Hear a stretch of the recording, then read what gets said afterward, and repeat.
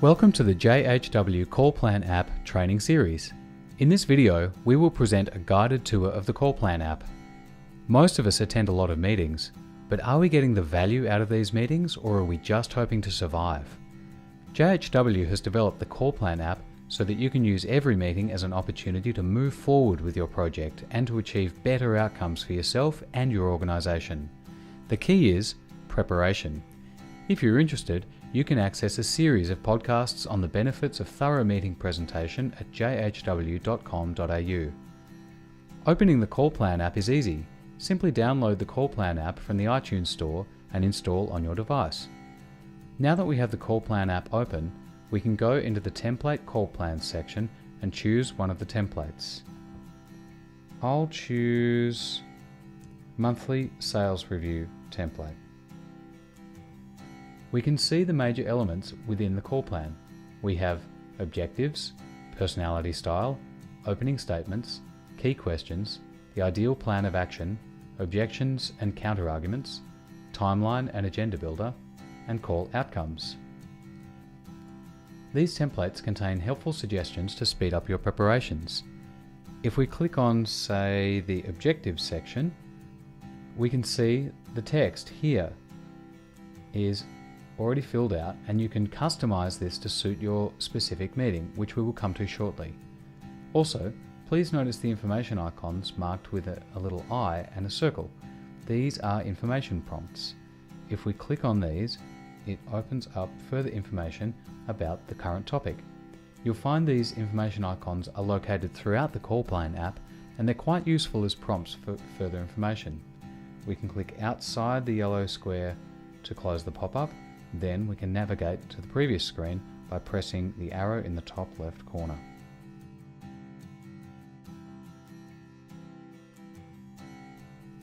Okay, within this monthly sales review template, let's start by looking at the objectives. Now, if you don't know where you're going, you'll probably end up there. Similarly, if we're not clear about our objectives, how can we expect to make an impact in our upcoming meeting? So, by adopting an outcome-focused approach, what we need to do here is define the key objectives we need to achieve in our upcoming meeting. These are likely to be very specific to this particular meeting. For example, our objectives could include such things as getting sign-off for an agreement, or perhaps it could be understanding the other party's requirements in one way or another, or perhaps it could be resolving some issues, for example, invoicing issues, and so on. Now we have two mandatory objectives in addition to the contextual meeting objectives. These are building engagement with our stakeholders and envisaging the ideal plan of action. These mandatory objectives are buttons as well as objectives. So if I click here on the Build Engagement button, you'll see that we have three elements of engagement: building rapport, building trust, and building a perception of value. And here is an area to think, with each touch point with a stakeholder, how might we increase our level of trust, our level of value, our level of rapport? And if you need a reminder on some of these, simply click on the information prompts here with a little icon with the eye, and the yellow sticker will pop up to give you some suggestions for these sections. Now we can just click outside the yellow sticker to close the pop-up, and to return to the call plan we can touch once in the top left arrow in the corner. Now let's click on the Agree Plan of Action button, and the thought here is understanding what it is that we're really driving to, becoming truly outcome focused. Based on the list of objectives that we put down, we can anticipate what the ideal plan of action might be, and that's what we're driving to throughout the meeting. This makes us very outcome focused.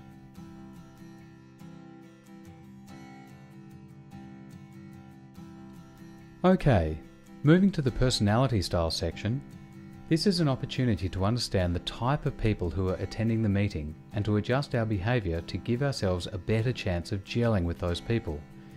If you've attended a JHW Engagement Skills workshop or one of our other workshops, you will recall the personality compass material in this section.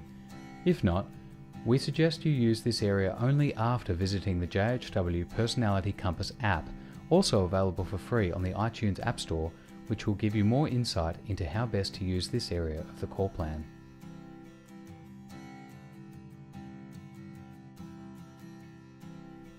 Moving on to the opening statement. Now, you only get one chance to make a good first impression, and often the first impressions for the meeting can set the tone for the rest of the meeting. So we think it's worthwhile being very well prepared with a well thought out opening statement that will kick off the meeting off to a good start and also hand over control of the meeting to our other person in the meeting by asking a thoughtful question at the end of the opening statement to get them involved early in the meeting. We think it's worth rehearsing the opening statement, and therefore we've incorporated the voice recorder so that you can record the opening statement and then play it back to yourself, listen to it a few times and get it word perfect.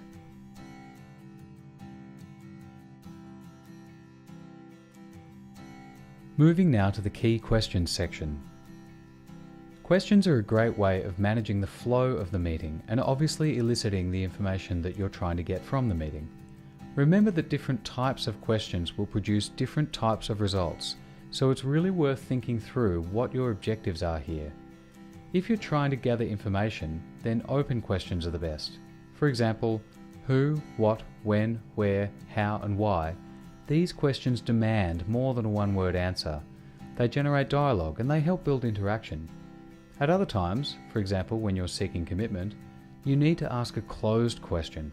For example, will you confirm this appointment? Or are you going to sign off on this milestone?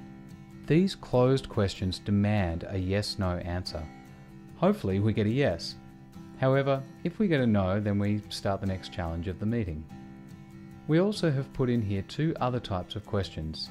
There's the catch-all question, which is to ensure we've covered all the aspects of the meeting that the stakeholder wants to cover.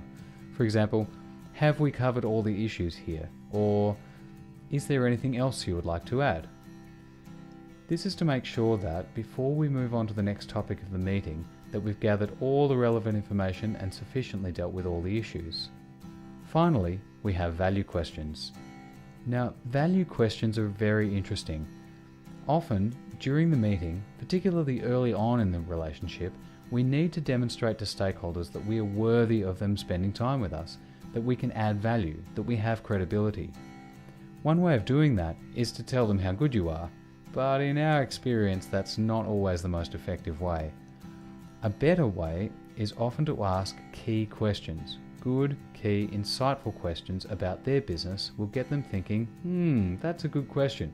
This is the sort of person we need on our project. So, thinking through a few of these value questions before you get into the meeting can help us build that credibility with stakeholders once we're in the meeting.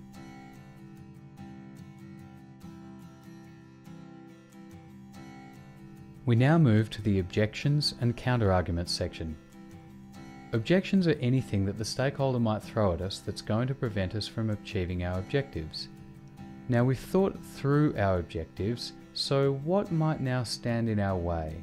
What are the sorts of potential objections and counter arguments that our stakeholders could throw at us that could stop us achieving our objectives if we aren't prepared? For example, one of them might be, this is too expensive. Or, do you have the skills for this? Or, can I believe you? Or, where have you done this before? Now, for the types of meetings you're familiar with, you'll probably already be familiar with the types of objections that come up and that can often derail you and prevent you from achieving your objectives. This is an opportunity to anticipate those objections beforehand and then think about the best way of handling them so that they don't derail you and so that you still achieve your plan of action.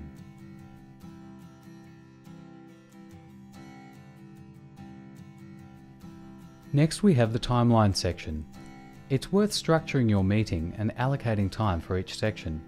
If you click anywhere on this grey space here, it takes you into the agenda builder, where you can build the agenda which can be sent out to your participants.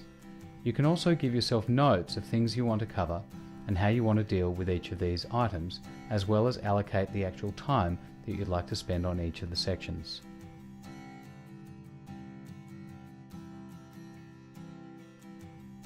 Okay, let's review how you can share your agenda or call plan with stakeholders and staff by sending via email.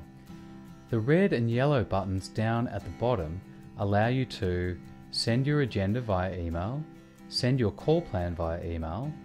The Copy as Call Plan button allows you to create your own call plan using one of the templates as a base, and you can save your call plan as a PDF for sending and sharing. These provide great options for sending and sharing your call plans with your stakeholders and staff.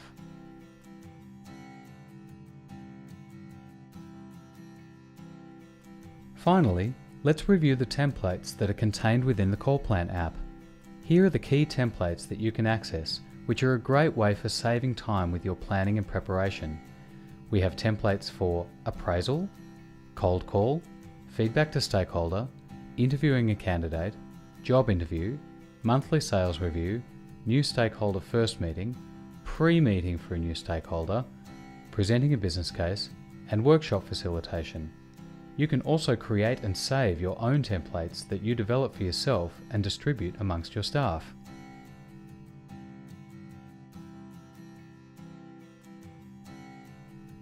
Okay, let's review. In this video, we have taken a guided tour of the JHW Call Plan app.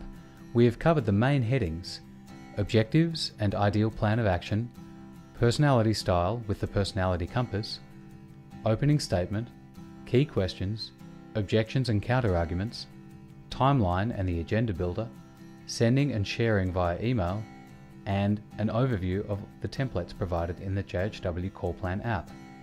In addition to this video, please check out a number of shorter tutorials which show you through the individual sections within the Call Plan app. We hope you enjoy using the Call Plan app. We look forward to you improving your productivity by having better meetings with better preparation.